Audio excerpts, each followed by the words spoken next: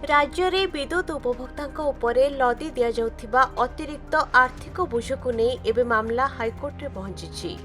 TPCODL पक्षरु जारी करा जायथिबा अतिरिक्त सुरक्षा जमा बा एएसडी नोटिस एवं स्मार्ट मीटर लगाइबा प्रक्रिया को बेआईन दर्शाई सिद्धार्थ महांती और सौम्यदीप घोष पक्षरु एक जनस्वार्थ मामला दायर करा जायछि।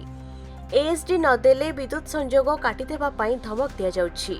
जहा संविधान धारा 14 एवं 21 अनुजाई मौलिक अधिकार उल्लंघन बोली दर्शाई एएसडी नोटिस को रद्द करने सह स्मार्ट मीटर स्थापन पूर्व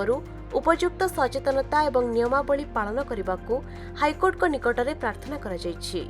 एथिसह एएसडी पैठ न करने कारणरू कौनसी ग्राहकों विद्युत संजोग विच्छिन्न न करने को निर्देश देवा पई हाइकोर्ट को प्रार्थना करा जायछि।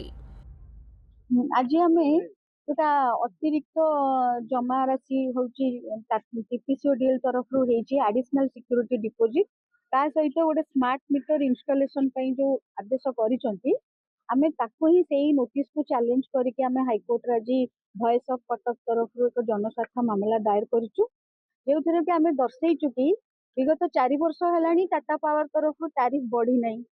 जहाँ ओईआरसी रो रिपोर्ट आसीची कि 7215 कोटी टंका जहाँ सिक्योरिटी डिपोजिट सेसु टाइम रे डिपोजिट हेइतिला कंज्यूमर कठारु सी डिपोजिट अछि। हमर सेक्शन 47(1) रो जो ओईआरसी रो रेगुलेशन रो नियम अनुसार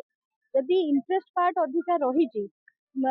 डिपोजिट ता रहिची अधिका ताले इंटरेस्ट केमिति भाबरे दिया जिवो कंज्यूमर को किंबा से इंटरेस्ट को केमिति एडजस्ट करिवो से सब किछि न करा जाए। हठात आमे देखिलु कि गोटे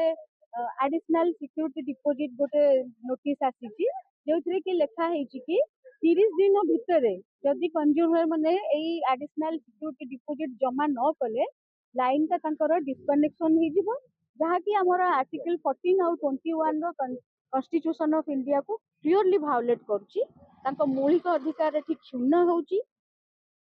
कटकरू आरित कुमार महापात्र रिपोर्ट, खबर ओडिशा।